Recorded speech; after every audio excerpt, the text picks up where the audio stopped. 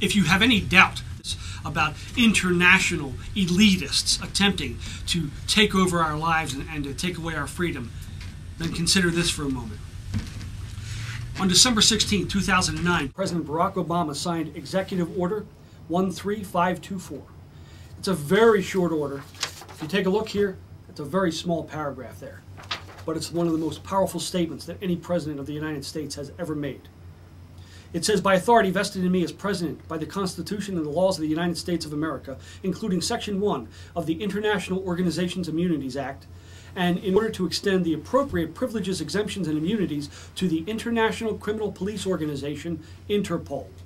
It is hereby ordered that Executive Order 12425 of June 16, 1983, as amended, is further amended by deleting from the first sentence the words, quote, except those provided by Section 2C, Section 3, Section 4, Section 5, and Section 6 of that Act, and the semicolon that immediately precedes that. That's it. One small sentence. Well, we have to look and say, what is that act that he was referring to? He was referring to the act that President Ronald Reagan put into effect back in 1983. That's Executive Order 12425. In that executive order, at the time, if you remember, the war on drugs was the real hot topic. So President Reagan wanted to bring Interpol, the International Police Organization, into the United States in order to fight the war on drugs. And under that order, President Reagan gave Interpol diplomatic immunity. However, he made it clear that Interpol still had to follow the same rules as any of our law enforcement agencies here in the United States, like the FBI, for instance.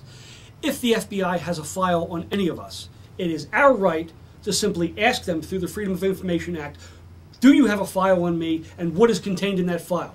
And they have to provide copies of everything. However, now that President Barack Obama, our 44th president, or 53rd, depending on how you like to count, he took away that restriction that Reagan imposed upon Interpol.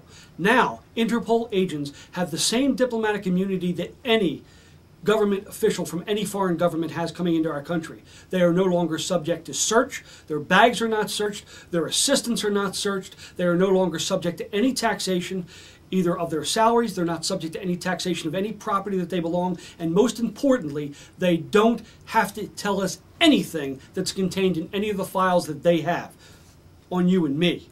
All right? So if an American now is arrested by Interpol, an Interpol agent, we become property of that Interpol agent and the agency of Interpol.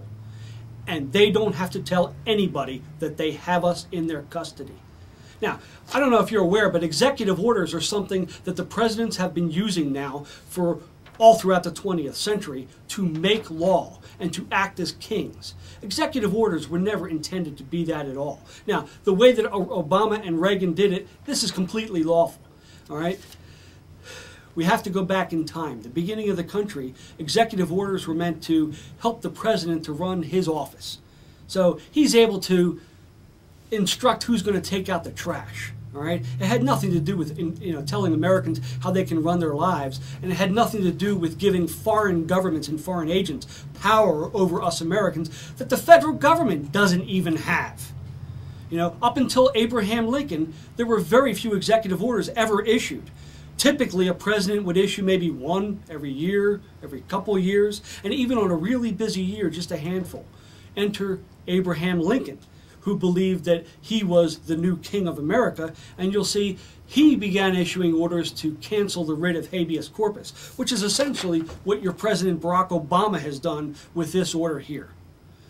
Habeas corpus says that you must be brought before a bench and you must be allowed to hear the charges that are presented against you and to be able to face your accusers, not rot in some jail somewhere, never to be heard or seen from again.